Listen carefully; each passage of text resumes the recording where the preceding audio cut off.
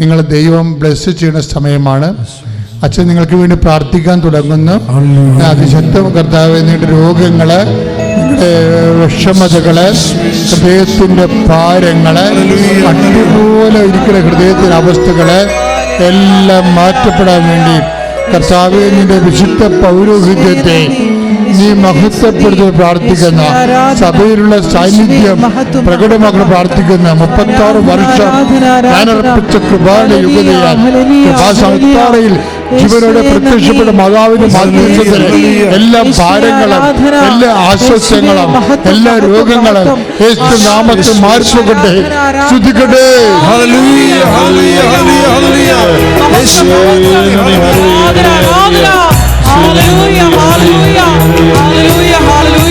നിങ്ങൾ ഉടമ്പടിയിൽ എഴുതിയിരിക്കുന്ന വിഷയങ്ങളെ വീണ്ടും അനുസ്മരിക്കുക.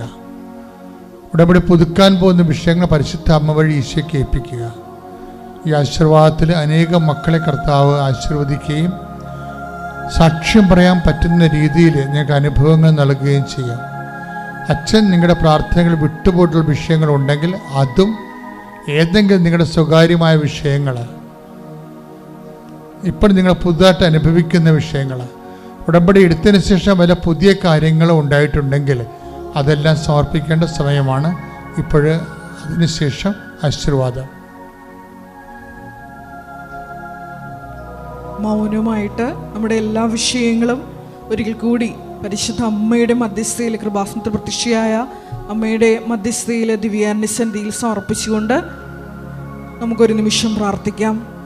ഉടമ്പടിയിൽ വച്ചിരിക്കുന്ന, ഉടമ്പടി പുതുക്കിയ വിഷയങ്ങൾ, ഉടമ്പടിയിൽ ഇതുവരെ നടക്കാത്ത വിഷയങ്ങളെല്ലാം നമുക്കൊരു നിമിഷം ദിവ്യാന്യസന്നിധിയിൽ സമർപ്പിക്കാം. എത്രയും വേഗം പരിശുദ്ധ അമ്മയുടെ വലിയ ഇടപെടൽ വേണ്ട വിഷയങ്ങളുണ്ട്. അതെല്ലാം നമുക്ക് ഈ നിമിഷം ദിവ്യകാരുണ്യസന്നിധിയിൽ സമർപ്പിച്ച് പ്രാർത്ഥിക്കാം. ഈ ധ്യാനം വിവിധ ഭൂഖണ്ഡങ്ങളിൽ ഇരുന്ന് ഷക്കീന ടെലിവിഷനിലൂടെയും യൂട്യൂബ് ചാനലിലൂടെയും പങ്കെടുത്ത് പ്രാർത്ഥിക്കുന്ന മക്കളുണ്ട്. ഷാലോൺ TV-യിലൂടെ ഈ ധ്യാന ശുശ്രൂഷയിൽ പങ്കെടുത്ത് പ്രാർത്ഥിക്കുന്ന മക്കളുണ്ട്. ഈശോയെ, അവരുടെ ജീവിത ദുരിതങ്ങളെ നീ ഏറ്റെടുക്കണമേ എന്ന് പ്രാർത്ഥിക്കുന്നു. ഈ അൾത്താരയിൽ, ഈ സന്നിധിയിൽ വന്ന് സാക്ഷ്യം പറയുവാൻ ആ മക്കളെ നീ കൃപയാൽ അഭിഷേകം ചെയ്ത് ഉയർത്തണമേ എന്ന് പ്രാർത്ഥിക്കുന്നു. ഒരു നിമിഷം മൗനമായിട്ട് ബഹുമാനപ്പെട്ട ജോസഫ് അച്ഛൻ പറയാൻ വിട്ടുപോയിട്ടുള്ള എന്തെങ്കിലും വിഷയങ്ങൾ ഉണ്ടെങ്കിൽ, ജീവിത ദുരിതങ്ങൾ, നിങ്ങളിപ്പോൾ വിഷമിപ്പിക്കുന്ന ഭാരങ്ങളുണ്ടെങ്കിൽ ഈ ദിവ്യകാരുണ്യ സന്നിധിയിൽ ആശീർവാദത്തിന് മുമ്പ് നമുക്ക് ഇറക്കി വയ്ക്കാം. മൗനമായിട്ട് ഈശോയുടെ സന്നിധിയിൽ നമുക്കായിരിക്കാം.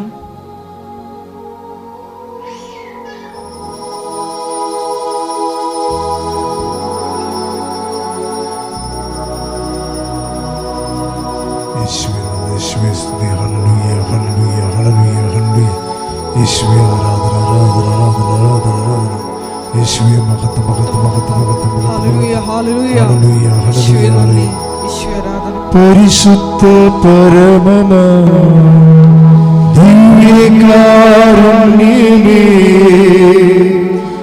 എന്നുമെന്നും അങ്ങേക്കാരാധന. പരിശുദ്ധ പരമമാ ദിവ്യകാരുണ്യമേ, എന്നുമെന്നും അങ്ങേക്കാരാധന. ഇവൻ്റെ അനിയത്തി ഇവരെ സഹായിച്ചുകൊണ്ട് പല കാര്യങ്ങളും എങ്ങനെ സഹായിച്ചിട്ട് കടലിൽ കല്ലിടണ പോലെയുള്ള അവസ്ഥയാണ്. അതാണ് അവസ്ഥ. അപ്പോൾ അനിയത്തി, അപ്പോൾ എല്ലാ ബന്ധുക്കളും അവർ നന്നായിട്ടാണ് സംസാരിക്കണം. പക്ഷേ കടലിൽ കൊണ്ട് കല്ലിടണ പോലെയാണ് സഹായങ്ങളൊക്കെ, ഒന്നും കാണുകയില്ല. അപ്പോൾ അനിയത്തി വരും. അനിയത്തിയോട് വരുമ്പോൾ അനിയത്തി പറയും, ഞങ്ങൾ കൃപാസനത്തിൽ പോകണു, ചെടുത്തി വരുന്നുണ്ടെന്ന് പിറ്റേ ദിവസം ഒന്ന് ചോദിക്കും. അപ്പോൾ ഇവള് പറയാം, അനിയത്തിയല്ലേ, സ്വന്തമായിട്ട് സംസാരിക്കുക. ഞാൻ പറയും, എടി എൻ്റെ കാശില്ല. അപ്പോൾ പറയും, ഞാൻ എടുത്തോളാം ചേച്ചിയുടെ കാശെന്ന് പറയും. അപ്പം അവർക്ക് വണ്ടിക്കൂലി കൊടുത്തുകൊണ്ട് അനിയത്തി ചേടത്തിനെ കൊണ്ടുവരും. അങ്ങനെ ഇവിടെ വന്ന് ഇവർ കണ്ടെല്ലാം കേട്ട് മനസ്സിലാക്കി അവർ ഉടമ്പടി ചെയ്യും. ഉടമ്പടി ചെയ്യുമ്പോൾ പിന്നത്തെ കാര്യം നിങ്ങൾ കേൾക്കേണ്ടതാണ്. ശരിക്കും ഇവരുടെ അവസ്ഥ ഞാൻ കാണുന്നില്ലേ?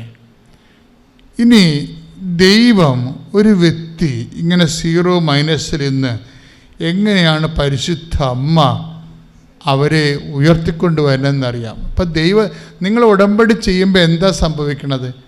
നിങ്ങൾ ദൈവത്തിൻ്റെ അസൽ ബന്ധുക്കളായി മാറുകയാണ്. അല്ലേ? വാഗ്ദാനപ്രകാരമുള്ള ബന്ധുക്കൾ. നമുക്ക് 2 തരത്തിലാണ് ദൈവത്തിൻ്റെ മക്കളാകണത്.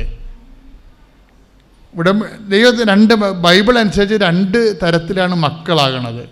ഒന്ന് വംശപ്രകാരം. ഇപ്പം നമ്മുടെ കുടുംബങ്ങളൊക്കെ നടക്കുന്ന വംശപ്രകാരമല്ലേ നമ്മൾ മക്കളാകണത്. പിന്നെ എന്താണ്? വാഗ്ദാനപ്രകാരം. ഉടമ്പടി എടുക്കുമ്പോൾ എന്താ സംഭവിക്കുന്നത്? ഉടമ്പടി എടുക്കുമ്പോൾ നീ ആദ്യമായിട്ടും നീ ചിലപ്പോൾ ഒരു നോൺ ക്രിസ്ത്യൻ അല്ല നോൺ ക്രിസ്ത്യൻ അല്ല, നോൺ ബാപ്റ്റിസ്റ്റ് ആയിട്ടുള്ള ആളാണ്. പക്ഷെ നീ ഉടമ്പടി എടുക്കുമ്പോൾ നീ എന്താ സംഭവിക്കുന്നത്? ബാപ്റ്റിസ്റ്റ് ആയിട്ടുള്ള ആളെപ്പോലെ തന്നെ നിനക്ക് ദൈവത്തിൻ്റെ മകനും മകളുമായി മാറുകയാണ്. അതെന്ത് വകുപ്പിലാണ് അങ്ങനെ വേണ്ടത്? വംശപ്രകാരമല്ല. പിന്നെ എന്താണ്? വാഗ്ദാനപ്രകാരം. ബൈബിൾ നമ്മുടെ മുമ്പിൽ വെക്കുന്ന ഒരു വലിയൊരു സ്വർഗീയമായ സാധ്യതയാണ്. എനിക്ക് തോന്നുന്നത് റോമ 9:8 ശ്രുതികട വംശമുറയ്ക്കുള്ള മക്കളല്ല ദൈവത്തിന്റെ മക്കൾ, പ്രത്യുത ശ്രുതികട ഹല്ലേലൂയ.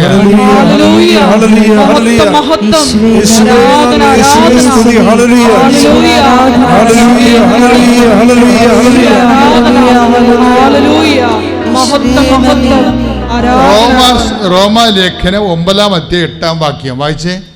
വംശമുറയ്ക്കുള്ള മക്കളല്ല. ഒന്ന് പറഞ്ഞേ. വംശമുറക്കുള്ള മക്കളല്ല. വംശമുറയ്ക്കുള്ള മക്കളല്ല ദൈവത്തിന്റെ മക്കൾ. ദൈവത്തിന്റെ മക്കൾ. പ്രത്യുത വാഗ്ദാനപ്രകാരം ജനിച്ചവരാണ്. യഥാർത്ഥ മക്കളായി കണക്കാക്കപ്പെടുന്നത്. ബൈബിളിന്റെ അപ്രോച്ച് അതാണ്. വംശമുറക്കുള്ള മക്കളെ അല്ല ബൈബിള് യഥാർത്ഥ മക്കളെ കാണുന്നത്. പിന്നെ ആരാണ് കാണുന്നത്? ദൈവത്തിൻ്റെ മക്കളെ. വംശമുറക്കുള്ള മക്കൾ മനുഷ്യന്മാരുടെ മക്കളല്ലേ. പക്ഷെ ദൈവത്തിൻ്റെ മക്കളെ കാണുന്നത് എങ്ങനെയാണ്? വംശമുറക്കുള്ളതല്ല. റോമ 9:8 എന്താ പറയണത്? വാഗ്ദാനപ്രകാരമുള്ള പറഞ്ഞേ. വാഗ്ദാനപ്രകാരമുള്ള മക്കളാണ് യഥാർത്ഥ ദൈവത്തിന്റെ മക്കള്. അപ്പൊ അനിത ഉടമ്പടി ചെയ്തപ്പോൾ ഉടനെ അനിതയും മക്കളും ദൈവത്തിന്റെ മക്കളായി മാറുകയാണ്. അതാണ് വിഷയം. അത് നിങ്ങൾ അറിയണം. ഇതിൻ്റെ അകത്ത് എന്തുകൊണ്ടാണ് ഇങ്ങനെ വരണമെന്ന്. അപ്പൊ മക്കളാണെങ്കിൽ പിന്നെ എന്താ സംഭവിക്കണത്? ഉടനെ അവകാശികളാകും. Take the word of God. ശ്രുതികട ഹല്ലേലൂയ. യേശുവേ നന്ദി. ഹല്ലേലൂയ ഹല്ലേലൂയ. യേശുവേ ആരാധന.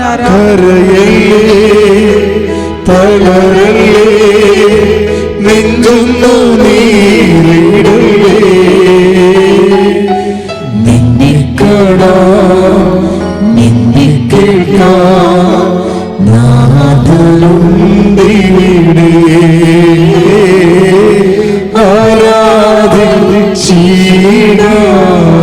പരിശുദ്ധ പരമ ദിവ്യകാരുണ്യത്തിന് പുകഴ്ചയും ഉണ്ടായിരിക്കട്ടെ.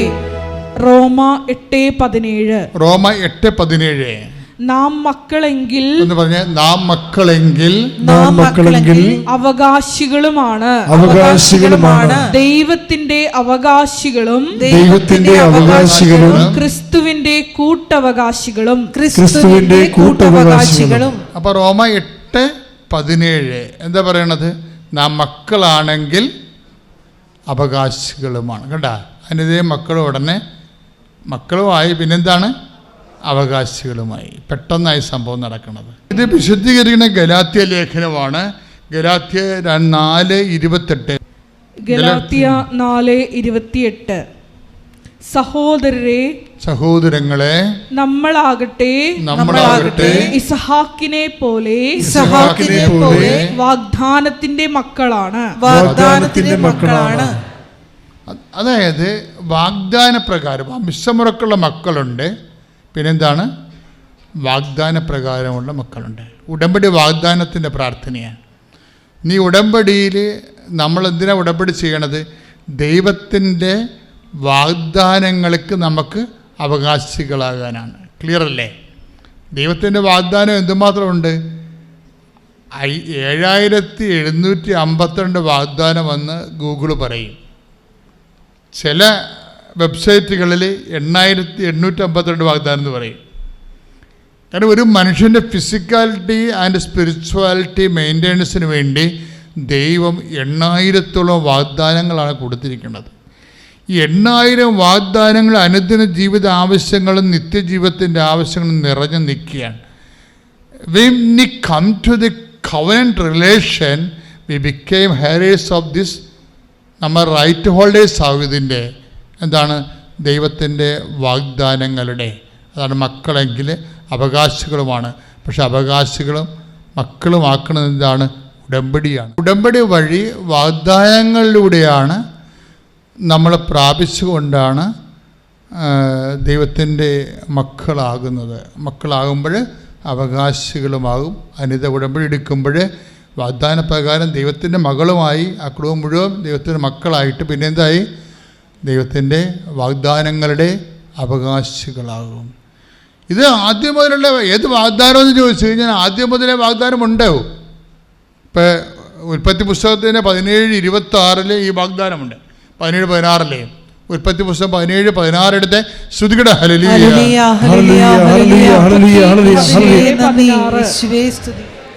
ശ്രുതികട്ടെ. ഞാൻ അവളെ അനുഗ്രഹിക്കും എന്ന് പറഞ്ഞ ഞാൻ അവളെ അനുഗ്രഹിക്കും. ഞാൻ അവളെ അനുഗ്രഹിക്കും. അവളിൽ നിന്ന് ഞാൻ നിനക്ക് ഒരു പുത്രനെ തരും. അവളെ ഞാൻ അനുഗ്രഹിക്കും. അവൾ ജനതകളുടെ മാതാവാകും. വാഗ്ദാനം കണ്ട. അതായത് ഇത് ഇത് ഇത് ശരിക്കും പറഞ്ഞാൽ ഇസഹാക്കിനെ കുറിച്ച് പറയണതാണ്.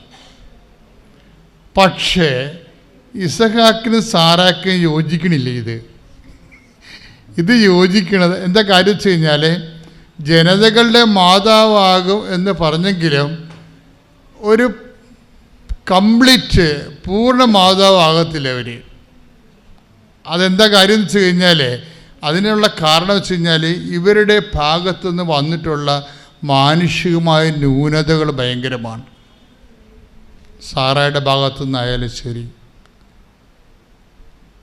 എന്താ കാര്യം എന്ന് വെച്ച് കഴിഞ്ഞാൽ ഇപ്പം നമ്മൾ 17 ഒന്ന് വായിച്ചോളൂ. ജനസിസ് ഉൽപ്പത്തി 17:16 വായിച്ചോളൂ. ഞാൻ അവളെ അനുഗ്രഹിക്കും. അവളിൽ നിന്ന് ഞാൻ നിനക്ക് ഒരു പുത്രനെ തരും. അവളെ ഞാൻ അനുഗ്രഹിക്കും. അവൾ ജനതകളുടെ മാതാവാകും. അപ്പം ഞാൻ അവളെ അനുഗ്രഹിക്കും. അവളിൽ നിന്ന് ഞാൻ നിനക്കൊരു പുത്രനെ തരും. അവൾ ജനതകളുടെ മാതാവാകും എന്നൊക്കെ പറഞ്ഞാലേ ഇത് പെട്ടെന്ന് മനസ്സിലാകണത് എന്താണെന്നറിയാവുക? ഇത് അമ്മയുമായി ചേർത്ത് വെച്ചാലേ പെട്ടെന്ന് മനസ്സിലാകത്തുള്ളത്. മറിയത്തിലൂടെ ദൈവം കൊടുത്തൊരു വാഗ്ദാനമാണിത്. അതറിയണമെങ്കിൽ ജനതകളുടെ മാതാവാകും എന്ന് പറഞ്ഞാൽ ഇപ്പം ഞാൻ പണ്ടൊരു പള്ളിയിലിരിക്കുമായിരുന്നു. 5 കൊല്ലം അവിടെ വികാരിയായിട്ടിരുന്നു. ആ പള്ളിയുടെ പേര് ദൈവജനമാതാവാണ്. ജനതകളുടെ മാതാവ്. അത് സഭയുടെ ഏറ്റവും വലിയൊരു സങ്കല്പമാണ്. ജനതകളാണ്, അല്ലാതെ ക്രിസ്ത്യൻസിൻ്റെ മാതാവ് എന്നല്ല പറയണത്. ജനതകളുടെ മാതാവാണ്. മനുഷ്യ മക്കളുടെ എല്ലാവരുടെയും മാതാവാണ്. ശ്രുതികട്ടെ ഹല്ലേലൂയ.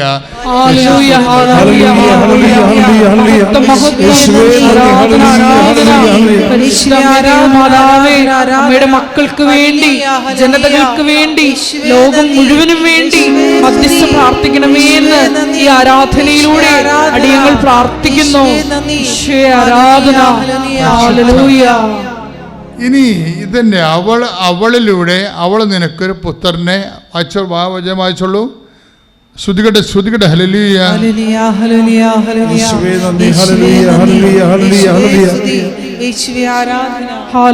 ഹല്ലേലൂയ. മഹത്വം മഹത്വം. ആരാധന ആരാധന. ഹല്ലേലൂയ. മഹത്വം മഹത്വം. ആരാധന ആരാധന. ഹല്ലേലൂയ. അതായത് ജനസിസ് 17:16 ഞാൻ അവളെ അനുഗ്രഹിക്കും. പറഞ്ഞേ, ഞാൻ അവളെ അനുഗ്രഹിക്കും. അവളിൽ നിന്ന് ഞാൻ നിനക്ക് ഒരു പുത്രനെ തരും. ഇത് യേശുവാണെന്ന് നമ്മുടെ മനസ്സിൽ നമ്മൾ അംഗീകരിച്ചു കഴിഞ്ഞാൽ പിന്നെ കാര്യം കുറച്ച് എളുപ്പമാകും. എന്താ കാര്യം? ഈ വാഗ്ദാനങ്ങളെല്ലാം നമ്മൾ ജനതകളെ പ്രാപിക്കുന്നത് ഇസഹാക്കിലൂടെ അല്ല, യേശുവിലൂടെയാണ്. അതുകൊണ്ടാണ് കൊറിന്ത്യൻസ് പറയുകയെ, അതായത് സകല വാഗ്ദാനങ്ങളും ക്രിസ്തുവിൽ അതെ എന്നാണ്. ശ്രുതികടെ take the word of God. ശ്രുതികടെ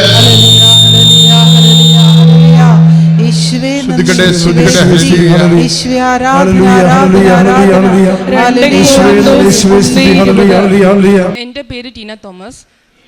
ഞാൻ കോട്ടയം ജില്ലയിലെ മോനിപ്പള്ളി എന്ന സ്ഥലത്തു നിന്നാണ് വരുന്നത്. ഞാൻ നവംബർ 6-ാം തീയതിയാണ് ഇവിടെ ഉടമ്പടി എടുത്തത്.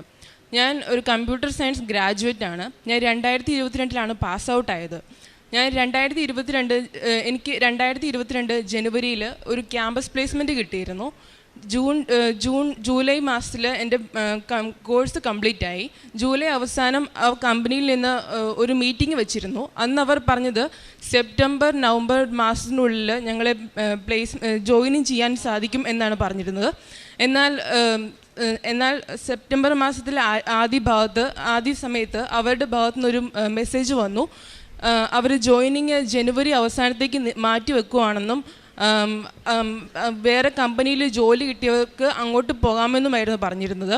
അന്ന് തൊട്ട് ഞാൻ നൗകരിയിൽ അപ്ലൈ ചെയ്യുന്നുണ്ടായിരുന്നു. പക്ഷേ എനിക്ക് റിപ്ലൈ മെയിലൊന്നും വരുന്നില്ലായിരുന്നു. ഞാനാണെങ്കിൽ നവംബർ 6-ാം തീയതി ഇവിടെ വന്ന് ഉടമ്പടി എടുത്തു. അതിനുശേഷം ഒരാഴ്ച കഴിഞ്ഞപ്പോൾ തൊട്ട് എനിക്ക് റിപ്ലൈ മെയിലുകൾ വന്നു തുടങ്ങി. ഞാൻ 2-3 സ്ക്രീനിങ് ടെസ്റ്റുകൾ അറ്റൻഡ് ചെയ്തിരുന്നു. അതായത് ആപ്റ്റിറ്റ്യൂഡ് അങ്ങനെയുള്ള എക്സാമുകളൊക്കെ. കുറച്ച് ദിവസം കഴിഞ്ഞപ്പോൾ എനിക്കൊരു കമ്പനിയിൽ നിന്ന് കോൾ വന്നിരുന്നു. ഒരു സ്ക്രീനിങ് ടെസ്റ്റ് പാസ്സായി, അതിൻ്റെ ഇൻ്റർവ്യൂ അടുത്ത ദിവസം നടത്തണം. അത് 3 മണിക്കൂറാണ്. 1.5 മണിക്കൂർ വെച്ച് 2 ടെക്നിക്കൽ റൗണ്ട്. ഞാനാണെങ്കിൽ ഒരു ദിവസം കൊണ്ട് പറ്റുന്ന പോലെ പ്രിപ്പയർ ചെയ്തു. എന്നിട്ട് മാതാവിൻ്റെ പ്രത്യക്ഷീകരണ പ്രാർത്ഥന ചൊല്ലി കാശ് രൂപവും കഴുത്തിലിട്ട് ഇൻ്റർവ്യൂ അറ്റൻഡ് ചെയ്തു. അത് വളരെ ബുദ്ധിമുട്ടുള്ള ഭയങ്കര പാടായിരുന്നു എനിക്ക്. ഞാൻ ഒരു ഇൻ്റർവ്യൂ കഴിഞ്ഞപ്പോൾ തന്നെ എനിക്ക് മനസ്സിലായി ഇതെനിക്ക് കിട്ടാൻ പോകുന്നില്ല. മാതാവിൻ്റെ കാരുണ്യം ഉണ്ടെങ്കിൽ, കൃപ ഉണ്ടെങ്കിൽ മാത്രം എനിക്ക് കിട്ടും. 2ാമത്തെ ഇൻ്റർവ്യൂ ഞാൻ അറ്റൻഡ് ചെയ്തു. അതിൽ ഒരു സബ്ജക്റ്റ്, എൻ്റെ സെമസ്റ്ററിൽ പഠിപ്പിച്ച ഒരു സബ്ജക്റ്റ് ചോദിച്ചിരുന്നു. ഞാനത് ഒട്ടും തന്നെ പ്രിപ്പയർ ചെയ്തിട്ടില്ലായിരുന്നു. ഞാൻ അതുപോലെ തന്നെ അത് പ്രിപ്പയർ ചെയ്തില്ല എന്ന് തന്നെ പറഞ്ഞിട്ട് ഞാൻ ഇൻ്റർവ്യൂ അവർ മുമ്പോട്ട് പോയി. ഇൻ്റർവ്യൂ കഴിഞ്ഞു. പിറ്റേ ദിവസം തന്നെ എനിക്ക് അവരുടെ സൈഡിൽ നിന്ന് കോൾ വന്നു. അടുത്ത റൗണ്ടിന് വേണ്ടിയിട്ട് എന്നെ സെലക്ട് ആയിട്ടുണ്ടെന്ന് പറഞ്ഞ് എനിക്ക് മാനേജർ റൗണ്ട് നടത്തി. തിങ്കളാഴ്ച, അത് കഴിഞ്ഞിട്ടുള്ള ഡിസംബർ 5-ാം തീയതി തിങ്കളാഴ്ചയാണ് അവർ റിസൾട്ട് പറയുമെന്ന് പറഞ്ഞിരുന്നത്. എന്നാൽ തിങ്കളാഴ്ച എനിക്ക് റിസൾട്ടൊന്നും വന്നില്ല. ചൊവ്വാഴ്ച ഡിസംബർ 6-ാം തീയതി ഞാൻ കൃപാസനത്തിൽ ഇവിടെ വന്ന് അരമണിക്കൂർ കഴിഞ്ഞപ്പോൾ എനിക്കൊരു മെയിൽ വന്നിരുന്നു. അത് വേറൊരു പൊസിഷനിലോട്ട് അപ്ലൈ ചെയ്യുന്ന മാതിരിയായിരുന്നു വന്നിരുന്നത്. അപ്പോൾ ഞാൻ കരുതി അതെനിക്ക് കിട്ടിയില്ല, വേറൊരു പൊസിഷനിലോട്ട് അപ്ലൈ ചെയ്യാൻ വേണ്ടിയിട്ട് വന്നതായിരിക്കും എന്ന് കരുതി. എന്നാൽ ഞാൻ വൈകിട്ട് വീട്ടിലെത്തി കഴിഞ്ഞപ്പോൾ തന്നെ അവിടുന്ന് കോൾ വരികയും ആ പൊസിഷനിൽ പെട്ടെന്ന് തന്നെ അപ്ലൈ ചെയ്യുക, എന്നാൽ ഓഫർ ലെറ്റർ തരാൻ പറ്റുള്ളൂ എന്ന് പറഞ്ഞു. ഡിസംബർ 7-ാം തീയതി തന്നെ അവർ വിളിച്ചിട്ട് എന്നോട് പറഞ്ഞു, ആദ്യം പറഞ്ഞിരുന്നത് ഡിസംബർ 12-ന് ജോയിൻ ചെയ്യണമെന്നായിരുന്നു. പിന്നെ 7-ാം തീയതി വിളിച്ചിട്ട് പറഞ്ഞു അവർ ജോയിനിങ് ഒന്ന് ചേഞ്ച് ചെയ്യുവാണ്, ജനുവരിയിലോട്ട് ആക്കുവാണെന്ന് പറഞ്ഞു. ഞാൻ മാതാവിൻ്റെ അടുത്ത് ഡേറ്റ് വെച്ച് പ്രാർത്ഥിച്ചു. ഡിസംബർ 25 ഞാൻ ഡേറ്റ് വെച്ചിരുന്നത്. 25-ന് മുമ്പായിട്ട് ഒന്നെങ്കിൽ എനിക്ക് ഓഫർ ലെറ്റർ കിട്ടണം, അല്ലെങ്കിൽ ഡിസംബർ 30-ന് മുമ്പായിട്ട് എനിക്ക് ജോയിനിങ് ചെയ്യാൻ പറഞ്ഞ് എന്തെങ്കിലും ഒന്ന് എനിക്ക് ലഭിക്കണമെന്ന് പറഞ്ഞ് ഞാൻ പ്രാർത്ഥിച്ചു. 2 ദിവസം കഴിഞ്ഞ് ഡിസംബർ 10-ാം തീയതി എനിക്ക് അവരുടെ അടുത്ത് നിന്ന് കോൾ വന്നു. അവർ കമ്പനിയുമായിട്ട് ഒന്നുകൂടി ആലോചിച്ച് കഴിഞ്ഞപ്പോൾ അവർ ഡിസംബർ 19-ന് തന്നെ ജോയിനിങ് വയ്ക്കാൻ തീരുമാനിച്ചു. ഓഫർ ലെറ്റർ ഇപ്പം തന്നെ അയക്കാമെന്ന് പറഞ്ഞ് അവർ എനിക്ക് ഓഫർ ലെറ്റർ അയച്ചു. ഞാൻ ആഗ്രഹിച്ചിരുന്നതിലും ഇരട്ടിയിലും അധികമായ ഒരു സാലറി പാക്കേജ് തന്നാണ് അവരെന്നെ ജോയിനിങ് ഡേറ്റ് എനിക്ക് ഓഫർ ലെറ്റർ തന്നത്. ഡിസംബർ 19-ന് ഞാൻ അവിടെ പോയി ജോയിൻ ചെയ്തു. ആദ്യമായിട്ടാണ് ഒരു ക്രിസ്മസ് ഞാൻ വീട്ടിൽ നിന്ന് മാറി നിൽക്കുന്നത്. അതും കേരളത്തിൽ നിന്ന് ആദ്യമായിട്ടാണ് ഞാൻ പുറത്ത് പോകുന്നത്. അതുകൊണ്ട് തന്നെ എനിക്കൊരു ഭയങ്കര സങ്കടമായിരുന്നു. ക്രിസ്മസ് ഇവിടെ ആഘോഷിക്കാൻ പറ്റിയിരുന്നെങ്കിൽ എന്നോർത്ത്.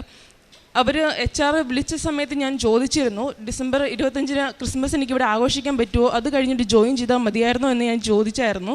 പക്ഷേ അവർ പറഞ്ഞത് ഇമ്മീഡിയറ്റ് ജോയിനിങ് ആണ്, അതുകൊണ്ട് പെട്ടെന്ന് തന്നെ ജോയിനിങ് ചെയ്യണമെന്നാണ് പറഞ്ഞിരുന്നത്. ഞാൻ ജോയിനിങ് ചെയ്ത് 2 ദിവസം കഴിഞ്ഞ് എൻ്റെ മാനേജറിൻ്റെ അടുത്ത് ഞാൻ ഇതിനെക്കുറിച്ച് ഒന്നുകൂടി ചുമ്മാ ഒന്ന് ചോദിച്ചു നോക്കിയതാണ്. മാനേജർ സമ്മതിച്ചു. പിന്നീട് ഞാൻ അന്ന് തന്നെ ഞാൻ നാട്ടിലോട്ട് തിരിച്ചു കയറി പോന്നു. വർക്ക് ഫ്രം ഹോം എടുത്തിട്ട് നാട്ടിലോട്ട് തിരിച്ചു കയറി പോന്നു. ജനുവരി 2 ഞാൻ തിരിച്ചു ചെല്ലുന്നത്. അവിടെ ഞാൻ പെയിൻ ഗസ്റ്റായിട്ട് താമസിക്കുമായിരുന്നു. അവിടെ റൂമിന് ചെറിയൊരു പ്രോബ്ലം ഉണ്ടായിരുന്നു. 2 ആഴ്ച തന്നെ അവരെന്നെ 3 തവണ റൂം മാറ്റിച്ചു. ഞാൻ എന്നിട്ട് മാതാവിൻ്റെ അടുത്ത് പ്രത്യക്ഷീകരണ പ്രാർത്ഥന ചൊല്ലി ഞാൻ ഒരു നല്ല റൂം വേണമെന്ന് ഞാൻ പ്രാർത്ഥിച്ചു. പിറ്റേന്ന് തന്നെ എനിക്ക് മാതാവാണെങ്കിൽ 3 ഷെയറിങ്ങിൻ്റെ 4 ഷെയറിങ്ങിൻ്റെ ഒരു റൂം 3 ഷെയറിങ് ആക്കിയത് നല്ല അത്യാവശ്യം സൗകര്യമുള്ള ഒരു റൂം തന്നെ എനിക്ക് മാതാവ് ശരിയാക്കി തന്നു. പിന്നീട് എനിക്ക് പറയാനുള്ളത് ഉടമ്പടി തൈലം ഉപയോഗിച്ച് എനിക്ക് സൗഖ്യം കിട്ടിയതിൻ്റെ കാര്യമാണ്. എനിക്ക് നടുവേദന ജോയിൻ ചെയ്ത് കുറച്ച് ദിവസം കഴിയുമ്പോൾ തന്നെ എനിക്ക് നടുവേദന തുടങ്ങിയിരുന്നു. 2-3 ദിവസമായിട്ട് നടുവേദന ഉണ്ടായിരുന്നു, മാറുന്നില്ലായിരുന്നു. ഞാൻ ഉടമ്പടി പ്രാർത്ഥന തൈലം വിശ്വാസ പ്രമാണം ചൊല്ലി പുരട്ടി പിറ്റേ ദിവസം തന്നെ എനിക്ക് രോഗസൗഖ്യം കിട്ടി. പിന്നെ എനിക്ക് ഉടമ്പടി എടുക്കുന്നതിന് മുമ്പ് തൊട്ട് ചെറുതായിട്ട് തണുപ്പടിക്കുമ്പോൾ ജലദോഷവും ഡസ്റ്റ് അലർജിയും ഉണ്ടായിരുന്നു. ഈ സമയത്ത് ഡിസംബർ ജനുവരി സമയത്ത് ബാംഗ്ലൂർ നല്ല തണുപ്പാണ്. അപ്പം എനിക്ക് അത് ഓർത്ത് നല്ല ടെൻഷൻ ഉണ്ടായിരുന്നു. ഞാനിപ്പം മാതാവിൻ്റെ അടുത്ത് പ്രാർത്ഥിച്ച് ഇവിടുന്ന് പോകുന്നതിന് മുമ്പേ ഉടമ്പടി തൈലം പുരട്ടുകയും വെള്ളത്തിൽ ഉപ്പ് ചേർത്ത് കഴിക്കുകയും ചെയ്തിരുന്നു. അതിനുശേഷം ഞാൻ ബാംഗ്ലൂരിൽ ചെന്ന് കഴിഞ്ഞിട്ട് എനിക്ക് യാതൊരു വിധത്തിലുള്ള ഒരു ബുദ്ധിമുട്ടും ഉണ്ടായിരുന്നില്ല. ഇവിടെ നിന്ന് സാക്ഷ്യം പറയാൻ അവസരം ലഭിച്ചതിന് മാതാവിനും തിരുകുമാരനും 1000 നന്ദി പറയുന്നു. എൻ്റെ പേര് ലിജി. ഞാൻ മംഗലാപുരത്ത് ബെൽത്തങ്ങാടി രൂപതയിൽ നിന്നാണ് വരുന്നത്. ഞാൻ ഉടമ്പടി എടുത്തത് ജൂലൈ 5 2022 ഞാൻ ഉടമ്പടി എടുക്കാൻ ഒന്നാമതായിട്ട് കാരണം എൻ്റെ മകന് അവനിപ്പോൾ 6 വയസ്സ് കഴിഞ്ഞു. 2 വയസ്സുള്ളപ്പോൾ അവന് ഫ്രോണ്ടൽ ലോബ് എപ്പിലെപ്സി എന്ന് പറയുക, അതായത് ഫിറ്റ്സ് വന്നു. അങ്ങനെ അവന് ഒരു ദിവസം തന്നെ ഒരു 10-15 പ്രാവശ്യമെങ്കിലും ഈ എപ്പിസോഡ്സ് വരും. അങ്ങനെ ഞങ്ങൾ ഡോക്ടറെ കാണിച്ചപ്പം ഇങ്ങനെ ഡോക്ടർ സസ്പെക്റ്റ് ചെയ്തു ഇത് ഫ്രോണ്ടൽ ലോബ് എപ്പിലെപ്സിയാണ്. പക്ഷേ അവന് കൊടുക്കാൻ പറ്റുന്നതിൻ്റെ മാക്സിമം ഡോസാണ് അവർ ഡോക്ടർ കൊടുത്തത്. പക്ഷേ മെഡിസിൻ സ്റ്റാർട്ട് ചെയ്തെങ്കിലും അത് എപ്പിസോഡ്സ് കുറഞ്ഞു വന്നതേ ഉള്ളൂ, പക്ഷേ കംപ്ലീറ്റ് സ്റ്റോപ്പായില്ല. അങ്ങനെ ഞാൻ ഇവിടെ വന്ന് ഉടമ്പടി എടുത്ത ശേഷം അവന് ആ എപ്പിസോഡ്സ് കംപ്ലീറ്റ് സ്റ്റോപ്പാവുകയും പിന്നെ അവൻ്റെ മെഡിസിൻ്റെ ഡോസേജ് കുറയ്ക്കാനും തുടങ്ങി. ഇപ്പം കഴിഞ്ഞ ജനുവരിയിൽ അവനെ ലാസ്റ്റ് വിസിറ്റ് ചെയ്തു. അപ്പം ഡോക്ടർ പറഞ്ഞു ഇനി ഏറ്റവും മിനിമം ഡോസാണ് ഇപ്പോൾ അവന് കൊടുത്തുകൊണ്ടിരിക്കുന്നത്, ഇനി 3 മാസത്തിന് ശേഷം അത് സ്റ്റോപ്പ് ചെയ്യാമെന്നാണ് ഡോക്ടർ പറഞ്ഞത്. അതുപോലെ തന്നെ ഞാൻ US ഒരു സർട്ടിഫൈഡ് നേഴ്സിംഗ് അസിസ്റ്റൻസ് പ്രോഗ്രാം ഓൺലൈനിൽ അറ്റൻഡ് ചെയ്യുന്നുണ്ടായിരുന്നു. അതിൻ്റെ കോഴ്സ് അറ്റൻഡ് ചെയ്ത് പാസ്സാവുന്നതിനേക്കാളും ബുദ്ധിമുട്ടാണ് US ഇൻ്റർവ്യൂ പാസ്സാവാൻ, വിസ ഇൻ്റർവ്യൂ. അപ്പം എൻ്റെ ബാച്ചിൽ 12 പേരോളം വിസ ഇൻ്റർവ്യൂവിൽ അറ്റൻഡ് ചെയ്തു. പക്ഷേ ആരും പാസ്സായില്ല, എല്ലാം റിജക്റ്റായിപ്പോയി. അപ്പോൾ എനിക്ക് എൻ്റെ കോൺഫിഡൻസ് മൊത്തം പോയി. കാരണം എന്നെക്കാളും നല്ല സമൃദ്ധരായ കുട്ടികളാണ് ആദ്യം പോയിരുന്നത്. പക്ഷേ അവർക്ക് കിട്ടാതെ വന്നപ്പം പിന്നെ ഞാൻ കൃപാസന മാതാവിൽ തന്നെയാണ് പൂർണ്ണമായി ആശ്രയിച്ചത്. ഞാൻ ഇവിടുന്ന് ഉടമ്പടി എടുത്തപ്പോൾ കിട്ടിയ കാശ് രൂപ എൻ്റെ കഴുത്തിൽ ധരിച്ചു.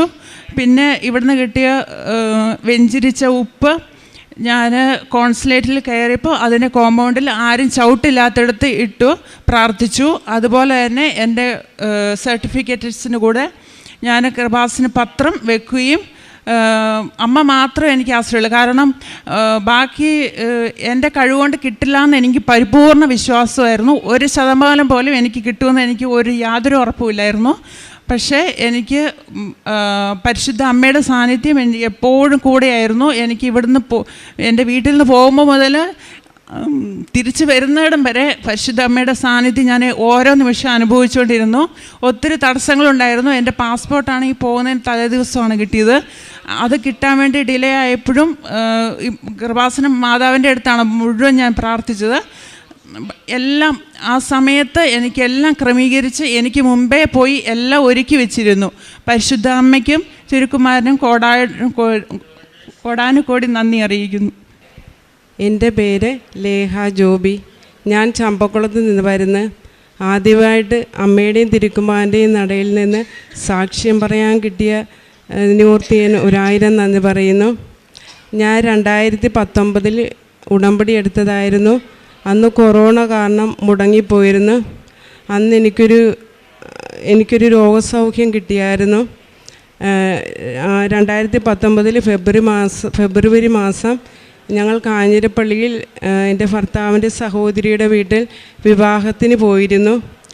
അന്ന് വിവാഹത്തിന് തലേന്ന് ഞങ്ങളും ചേച്ചിമാരും എല്ലാവരും കൂടെ ഡൈനിങ് ടേബിളിൽ ഭക്ഷണം കഴിച്ചുകൊണ്ടിരുന്നപ്പോൾ എൻ്റെ തൊണ്ടയിൽ ഒരു എല്ലും കഷ്ണം കുരുങ്ങി. അത് വലിയൊരു എല്ലും കഷ്ണമായിരുന്നു. എല്ലാവരും ഓർത്ത് തമാശയായിരിക്കുമെന്ന് ഓർത്ത് എല്ലാവരും ചിരിച്ചു. പക്ഷേ പിന്നെ എല്ലാവർക്കും മനസ്സിലായി അത് സീരിയസ് ആണ്. ശ്വാസം വിടാൻ പോലും പറ്റത്തില്ലായിരുന്നു.